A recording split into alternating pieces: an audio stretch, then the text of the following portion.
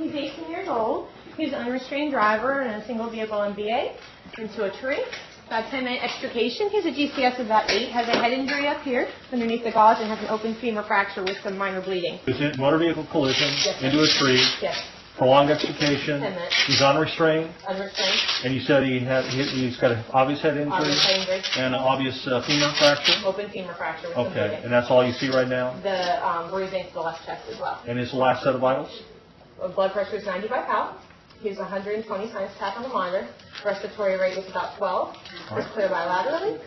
And he's an unresponsive for us. Any other issues? Not that I know of. All right. Thank you very much. Thank you. All right, guys. This guy looks like he's got a lot of injuries, and let's do this in a nice systematic fashion. We'll start with the ABCs. So Tracy, while I'm assessing the airway, I want you to put some leads on. Let's get a blood pressure. And Betsy, if you can come over here on this side and help me with the airway. Looks like he's breathing about 20 times a minute. Sir, can you open your eyes, sir? What's your name? Looks like he's not responsive at the moment. He's got some obvious facial trauma, and it looks like he's not breathing real well. He's a little bit blue. O2 sat 82%. O2 sat's 82%, so we're going to need to intubate him. So what I would like you to do, Betsy, is I want you to hold C-spine precautions here. I'm going to take the C-spine collar off. C-spine. And I'm going to put in an oral airway in here. See if we can get a little bit better. All right, let's put this oral airway in. Let's go ahead and bag him here. Responsive. It looks like he's going to need to be intubated. Do we have our intubation stuff ready? Everything's right behind you, ready to go. All right, can you bag him here while I grab that? I got it. Can you come off for a second? Let me just take a look here. Looks like we got a little bit of blood in there. Let me suck that out. All right. Suction. Suction. All right, good. Great. All right, let me just take a peek here. Let me know if you want some cricoid, Dr. Boyd. Yeah, a little cricoid pressure would be great, thank you. All right. See his cords, tubes going in. Great. Good color change. Good Great. color change. All right, let's get him hooked up to a ventilator. In the meantime, let's put the C-spine collar back on, protect the C-spine. All right, and let me take a listen to his lungs. Betsy, there's a little bit of bleeding there. Put some pressure on that if you would. Can we call for respiratory and a ventilator, please? I got good breath sounds on both sides, a little bit less on the left and the right. He's got some bruising on his left chest. So let's see what we got. His airway is taken. We got him as intubated. His pulse ox has come up to 96%. What are our vital signs doing? Looks like his heart rate's 115 and his blood pressure's 90 over 42. All right. So it looks like he's a little bit in shock. We've got airway and breathing taken care of. Is he bleeding anywhere actively? So he's bleeding down here on the leg. Can we get some more help? Hey, Will, can you help us? Yep, go ahead.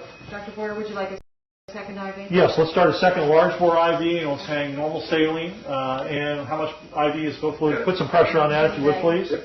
You keep bagging. Start a second IV over here, Tracy, if you would. And I think this guy's going to need some blood, so let's call the blood bank and get a massive transfusion protocol going. Okay. All right.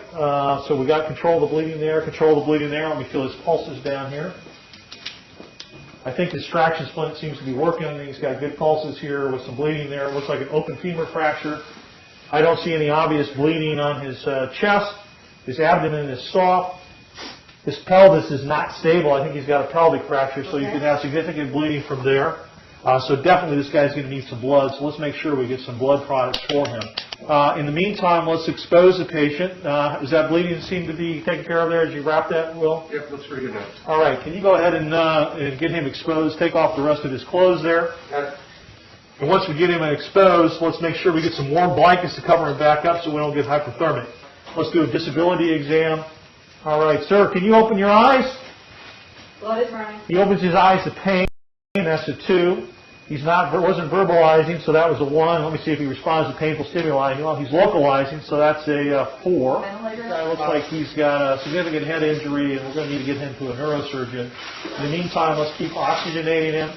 What's his blood pressure doing now? Looks like, let's see, it's up to 105 systolic. Heart rate's down to 100. We also, I think we're going to need to wrap this pelvis with a sheet. Can you grab a sheet for me there, Will? Let's go ahead and make sure we wrap this pelvis. And we're going to need to log roll him. So we got him hooked to a ventilator. Coming up.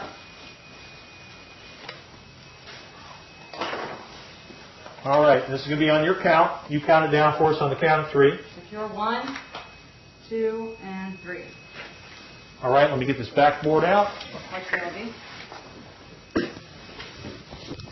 And I'm going to examine the spine here to make sure there's no step off. Feels like there's no step off here. Let's do a rectal exam. I need some jelly for that. All right. All right. He's got good rectal tone. Well, I've got him up here on the side. Let's put the x-ray plates in to get a chest and a pelvic x-ray. Watch the IV, sir. All right.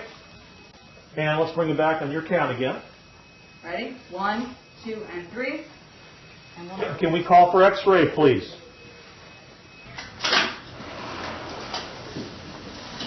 All right, we'd like a chest and a pelvis. Yes, sir.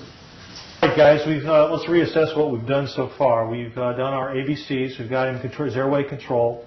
We've assessed his breathing. He's got good breath sounds, a little bit diminishment on the left-hand side. We know that he has a pelvic fracture and some bleeding from an open femur fracture. We've reduced that. We've got good pulses. He's also got some bleeding from his scalp and an obvious head injury. So this guy, clearly, we need to transfer him to a trauma center. So what I'd like to do at this juncture is we'll take a look at those x-rays we shot. I want you to put an OG tube in because of concern for a head injury, and I want you to put a Foley catheter in a moment here. And then what we'll do is reassess the patient. What are his vital signs right now? Currently, his O2 sat is 96%. His blood pressure is 110/64. Heart rate is 97. And we've given him how much fluids? 500 cc's of saline and 1 unit of Pax. 2 units Paxil. 2 units Paxils and 500 cc saline. So it sounds like we've stabilized him a little bit. We've got a sheet around his pelvis here. We're going to get him packaged up for the trauma center. So Betsy, could you get the trauma center on the phone for me? I need to talk to them and arrange transport. And while we're doing that, we're going to do a detailed secondary survey. We're going to do a head-to-toe, fingers and tubes in every orifice exam. We'll get him all packaged up to go. And also, Betsy, could you make sure that the x-ray department makes copies of all of our x-rays so we can send them along? Tracy, it looks like we've got our x-rays back. We've got a chest here. Looks like he's got some rib fractures here on the left side and some haziness. He's probably got a pulmonary contusion. And his pelvic film, he's got a acetabular fracture, a pelvic fracture. That confirms, I think, what we think is going on with his blood loss. Let's get copies of these x-rays made and send them so we can send them on to the next hospital with him, okay?